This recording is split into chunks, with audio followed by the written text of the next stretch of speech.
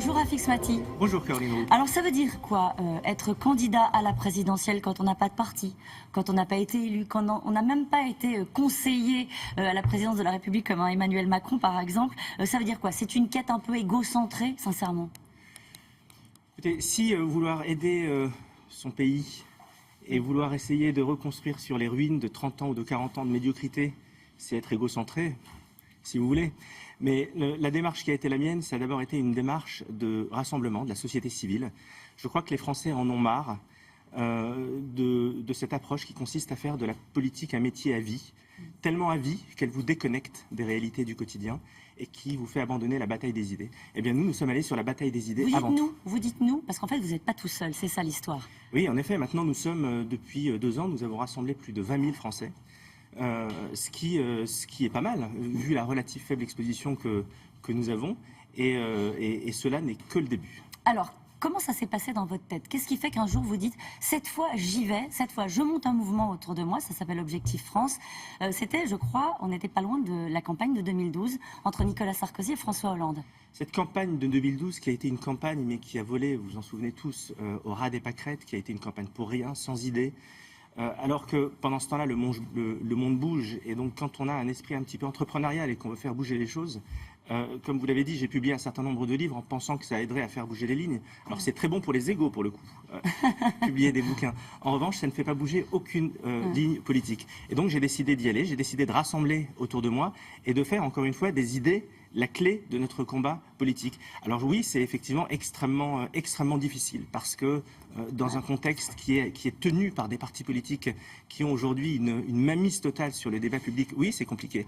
Mais est-ce que c'est parce que c'est compliqué qu'il ne faut pas y aller? Bien sûr et ne que pas non. tenter quelque chose. chose. Et on va en parler des partis politiques, mais d'abord, en dernier mot sur vous. Vous avez bien réussi. Vous êtes le patron d'entreprises digitales bien connues des Français, notamment Dromadaire, c'est ça, hein, c'est des cartes de vœux en ligne, cette circonstance. On peut aussi se dire qu'en étant patron, on crée des emplois, on fait bouger les choses à sa manière. Pourquoi avoir voulu basculer dans cet univers-là, qui est l'univers de la politique? Parce que la politique, ce sont les affaires de la cité. Et quand la cité est en train de s'effondrer en lambeaux sur tous les plans, parce que la France traverse plusieurs crises, une crise économique, mais aussi une crise identitaire, on ne sait pas ce qui nous rattache à notre passé, etc.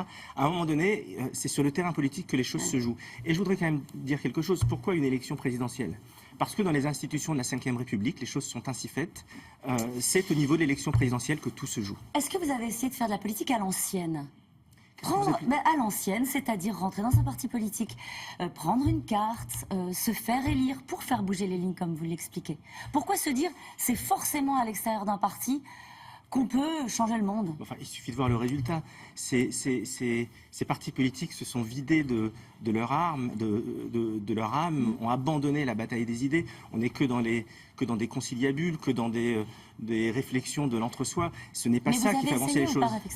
Mais je n'ai pas cherché à le faire, chère Caroline Roux, parce qu'on se rend bien compte. Regardez le niveau de défiance des Français vis-à-vis de la classe politique traditionnelle. Quand vous avez 80% des Français qui ne se reconnaissent plus dans les partis politiques traditionnels et qui aspirent à ce que la société civile aille sur le devant de la scène, à un moment donné, pardonnez-moi, mais j'ai pas envie d'aller me suicider chez les Républicains ou chez le Parti Socialiste. Et sur le fond, qu'est-ce que vous proposez? Est-ce que vous êtes de droite? Est-ce que vous êtes de gauche? C'est comme ça, puisque on est en France, à un moment donné, il faut se positionner sur l'échiquier politique. Écoutez, dans le vieux échiquier politique, dans lequel je considère qu'il est en train de voler en éclats, parce que les questions de gauche, enfin je pense que les clivages sont bien plus importants que cela. Dans le vieil échiquier, je suis plutôt classé à droite. Mais tout cela, en réalité, n'a aucun sens, puisque les clivages, de mon point de vue, ne sont pas là aujourd'hui. Je le disais tout à l'heure, vous voulez nous préparer à la 3e révolution industrielle. En gros, dans le débat politique en ce moment, on parle de tout un tas de choses, mais pas d'innovation, mais pas du monde d'après, celui du digital, de l'économie numérique, et avec les bouleversements que cela crée, y compris dans le monde de l'emploi, du salariat. Quelques idées que vous portez, que vous défendez. Je voudrais attirer l'attention de vos téléspectateurs sur un point essentiel dont on ne parle en effet que très peu dans cette campagne présidentielle. Vous savez qu'au siècle dernier, nous avons perdu des millions d'emplois agricoles du fait de l'automatisation. Nous avons perdu des millions d'emplois ouvriers du fait de l'automatisation également. Eh bien, nous sommes aujourd'hui à l'aube d'un tsunami qui va faire que nous allons potentiellement perdre des millions d'emplois du fait de la robotisation et de l'intelligence artificielle. C'est un raz-de-marée. Plus de 47% des métiers vont disparaître ces prochaines années. C'est un fait. Alors face à cette situation-là, soit on fait l'autruche et on considère avec les vieilles méthodes que l'on utilise depuis 30 ans et qui ne fonctionnent pas, parce que, je vous le dis, le chômage va continuer à augmenter, c'est inéluctable, soit on essaye d'aborder les choses de façon un petit peu plus large, parce que la question du financement de notre modèle social va se poser. Alors, comment est-ce qu'on les aborde? Une fois qu'on a fait ce constat-là, vous avez les solutions? Nous avons effectivement un certain nombre de solutions. D'abord, aujourd'hui, partant du principe que de moins en moins de personnes vont travailler, c'est un fait. Qui va financer le modèle social? Qui va financer le modèle social? Donc, va se poser la question de la taxation, d'une certaine façon, des robots. Puisque les robots vont prendre une grande partie du travail de l'homme, eh bien les robots vont devoir payer, c'est un fait. Il va aussi falloir se poser la question du financement de notre protection sociale. Ça veut dire quoi, les robots vont devoir payer? Ça veut dire qu'on va taxer les machines-outils? Ça veut dire quoi?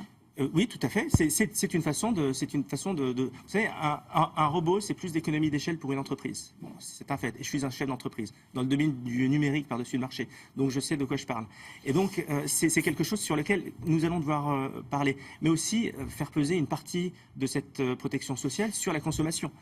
Quand vous portez ces idées-là auprès des responsables politiques, parce que vous les voyez, les responsables politiques. Tous ceux qui demandent à me rencontrer, je les rencontre, sans ostracisme, à gauche et à droite. Donc le président de la République, vous l'avez rencontré. Emmanuel Macron, vous l'avez rencontré? J'ai rencontré ses conseillers. Je ne l'ai pas rencontré lui, Macron, mais le président de la République, oui, je l'ai rencontré. Parce que lorsque on vous écoute, on se dit que celui qui pourrait ressembler le plus à ce que vous défendez, c'est Emmanuel Macron. Est-ce que votre démarche se terminera avec, on va dire, un ralliement, mais le mot n'est pas très heureux. Est-ce que c'est comme ça que ça se termine, une aventure comme celle d'Objectif France? Écoutez, non, d'abord, elle ne fait que commencer, donc elle ne se termine pas. et s'agissant d'Emmanuel Macron, deux problèmes sur la forme. D'abord, c'est ce que le système a inventé de nouveau pour se renouveler, petit 1. Petit 2, il prétend incarner la société civile. Je ne suis pas sûr qu'il ait eu les nuits blanches et toutes les galères qui vont quand on est dans la société civile. Et troisièmement, un problème de fond, pour le coup, avec Emmanuel Macron, c'est qu'il défend une vision libérale, libertaire, qui est aux antipodes de celle que je défends. Merci beaucoup, Rafik Smati. Merci à vous.